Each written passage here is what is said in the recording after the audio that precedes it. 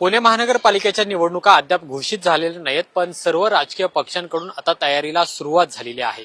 पुण्यामध्ये महायुती नेमकी कशी लढणार आहे याच्या चर्चा वेगवेगळ्या पद्धतीने सुरू आहेत. आज शिवसेनेकडून सर्व 165 जागांवर आम्ही लढू असं सांगण्यात आलेलं आहे. पण जी माहिती आपल्याला मिळालेली आहे त्यानुसार महायुती म्हणजे मुंबई, नाशिक, नागपूर, कल्याण, डोंबिवली या ठिकाणी भाजप आणि शिवसेनेची युती होऊ शकते आणि इतर ठिकाणी हे तिन्ही पक्ष स्वतंत्र लढतील असं सुद्धा म्हटलं जाते. पुण्यामध्ये सुद्धा भाजप आणि राष्ट्रवादी काँग्रेस, अजित पवार यांचा पक्ष हे वेगवेगळे लढणार आहेत अशी माहिती मिळालेली आहे. नेमकं महायुतीमध्ये काय चाललेलं आहे आणि पुण्यामध्ये राष्ट्रवादी काँग्रेस कशा पद्धतीने लढण्याची तयारी करते हे जाणून घेणार आहोत. आपल्या सोबत राष्ट्रवादी काँग्रेसचे शहराध्यक्ष आहेत सुभाष जगताप. आधी तुम्ही म्हणाला होता की आम्हाला जुन्या राष्ट्रवादी सोबत एकत्र लढायचंय. आता नेमकी काय परिस्थिती आहे, कुठपर्यंत कशा पद्धतीच्या चर्चा सुरू आहेत? तुम्ही महायुती सोबत लढणार आहात की काय वेगळा फॉर्म्युला आहे? तुम्ही जे आता म्हटलं की आमची चर्चा आहे आणि आम्ही जुन्या राष्ट्रवादी सोबत एकत्रित लढणार आहोत वगैरे, तर आमचं गेल्या अनेक महिन्यापासूनची हीच मागणी आहे किंवा हेच आमचं मत आहे की ज्या पद्धतीने केंद्र सरकारमध्ये, एनडीए मध्ये, राज्य सरकारमध्ये महायुतीत आहोत, त्याच धर्तीवर पुणे महापालिकेत देखील महायुतीमध्ये लढलं पाहिजे असा आमचा प्रयत्न गेल्या अनेक महिन्यापासून आहे. परंतु आम्हाला भाजपकडून त्या पद्धतीने रिस्पॉन्स मिळत नाही किंवा अद्यापर्यंत कुठल्याही प्रकारचा निरोप आलेला नाही.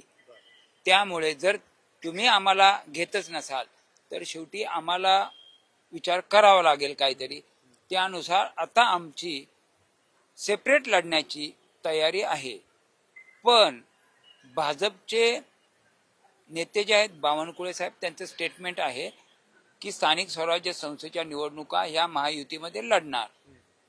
मग नेमकं काय महायुतीमध्ये लढणार तुम्ही म्हणताय? मग हे तरी स्पष्ट सांगा की आमची महायुती फक्त मुंबईपुरती किंवा मुंबईला च्या आजूबाजूला जे उपनगर आहेत, ज्या महापालिका आहेत त्याच्यासाठी आहे.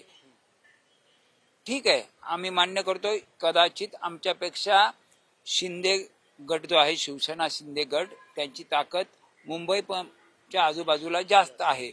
पुण्यामध्ये आम्ही आहोत ना, जर तुम्ही तिथं लढायला तयार असाल तर मग पुण्याचा पण विचार करणं गरजेचं आहे. तुम्ही सांगितलं पाहिजे. मुंबईमध्ये लढणार असं सांगताय, त्या उल्हासनगर वगैरे ज्या काय महापालिका असतील त्याच्यामध्ये, मग पुण्याचं का नाही तुम्ही बोलत? पुण्यामध्ये पण तुम्ही हे सांगितलं पाहिजे की काय करणार आहात, स्पष्ट सांगा. आम्ही त्या पद्धतीने त्या पुढची तयारी करू. परंतु आम्ही आता हे सगळं पाहता गेल्या अनेक महिन्यापासून किंवा अनेक दिवसापासून ज्या पद्धतीने भाजप आम्हाला चर्चा करायची तयारी ठेवत नाही, त्या अर्थी आम्ही आता सेपरेट लढण्याची तयारी चालू केलेली आहे. परंतु भाजपने एक लक्षात ठेवलं पाहिजे की तुमचे 99 नगरसेवक असताना तुम्हीच केलेल्या सर्वेमध्ये तुमचे 50 नगरसेवक हे धोक्यात आहेत.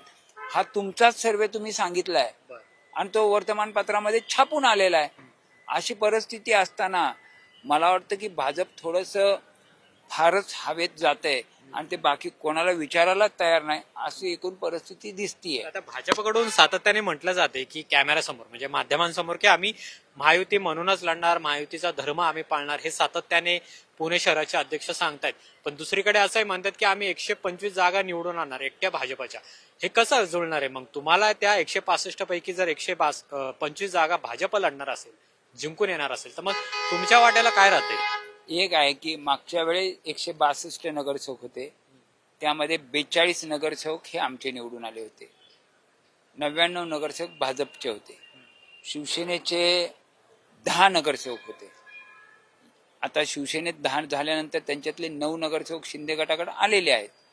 याचा विचार करता तुम्ही 165 पैकी 125 जर तुम्ही लढणार आहात आणि आमचे नगरसेवक निवडून येणार आहात, म्हणजे काय तुम्ही 100% तुम्ही ज्या जागा लढवणार ते निवडून येणार आहेत का? आणि तुमचाच सर्वे सांगतोय ना 50% 50 नगरसेवक धोक्यात आहेत 99 पैकी. म्हणजे सगळा गोंधळ निर्माण करण्याची परिस्थिती भाजपची दिसतीये आणि मग शेवटच्या क्षणी काय करतात ते सांगता येत. तुम्हालाही गाफील ठेवतात असं म्हणायचं, कारण की ते माध्यमांसमोर म्हणतात की आम्ही महायुतीचा धर्म पाळू, महायुतीचा धर्म पाळू, तसंच आम्ही लढणार आहे, तिन्ही पक्ष एकत्र लढणार आहे आणि दुसरीकडे 125 जागा आम्हाला जिंकून आणायच्या असं मत आहे. म्हणजे तुम्हाला सुद्धा अंधारात ठेवतायत ते. महायुतीचा धर्म पाळू म्हणतायत.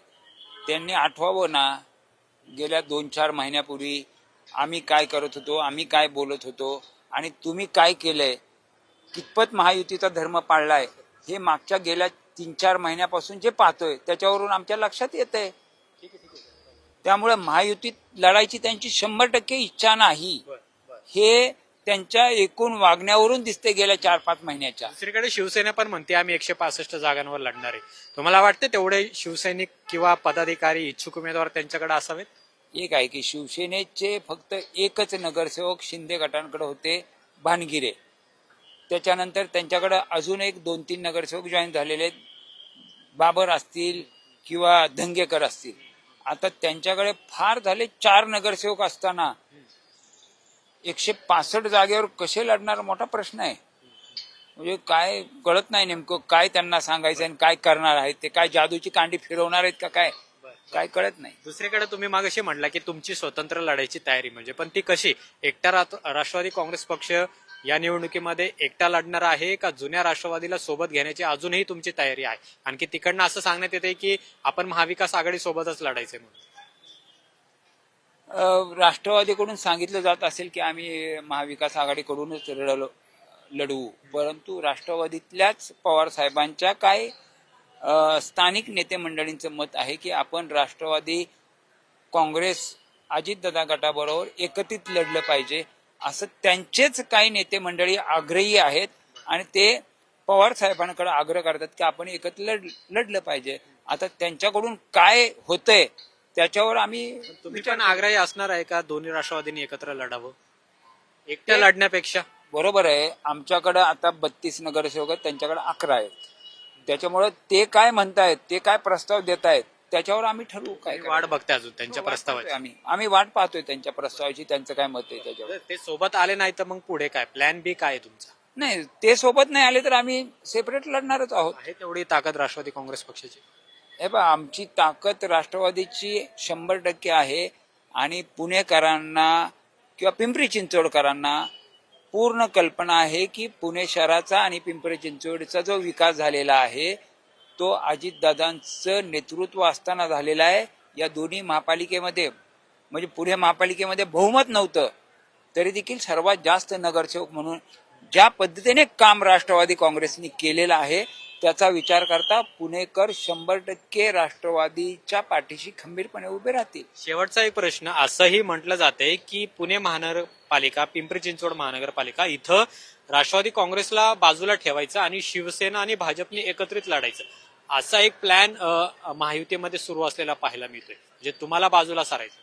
बरोबर आहे. जर असं त्यांचा विचार असेल किंवा त्यांची कल्पना असेल की शिवसेना आणि भाजप एकत्रित याचं राष्ट्रवादीला बाजूला ठेवायचं तर पुणे शहरातले मतदार या दोघांना बाजूला ठेवतील आणि राष्ट्रवादीला जवळ करतील.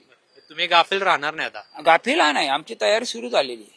खूप खूप धन्यवाद आमच्याशी बोलल्याबद्दल. तर सुभाष जगताप यांनी परखड भूमिका पक्षाची मांडलेली आहे. सध्या भाजप जे काही बोलतोय महायुतीचा धर्म पाळतोय हे ते हवेमध्ये बोलतायत आणि दुसरीकडे रवींद्र धंगेकर यांनी जे 165 जागा लढण्याची तयारी आज दर्शवलेली आहे, मुळात त्यांच्याकडे तेवढे उमेदवार आहेत का असा सुद्धा प्रश्न राष्ट्रवादी काँग्रेस पक्षाकडून उपस्थित केलेला आहे. आणि त्यामुळे जरी राज्यामध्ये केंद्रामध्ये हे तिन्ही पक्ष महायुतीमध्ये एनडीए मध्ये एकत्र असले तरी आगामी स्थानिक स्वराज्य संस्थांच्या निवडणुकीमध्ये मात्र या महायुतीमध्ये मिठाचा खडा हा पडण्याची शक्यता आहे. दुसरीकडे जर जुन्या राष्ट्रवादी सोबत युती झाली नाही तर एकला चलोरेच्या भूमिकेत सुद्धा राष्ट्रवादी काँग्रेस पक्ष असणार आहे आणि त्यामुळे या सगळ्या गोष्टी इंटरेस्टिंग असणार आहेत. कशा पद्धतीने पुणे महानगरपालिकेची निवडणूक होतीये, महाविकास आघाडी विरुद्ध महायुती अशी लढत होतीये का आणखीन यामध्ये काही युती आघाड्या होतात हे सुद्धा पाहणं महत्वाचं आहे. कॅमेरामन तुषार नानावरेसह अमोल धर्माधिकारी, लोकशाही मराठी, पुणे. लोकशाही मराठी ऐका, पहा, जागरूक रहा.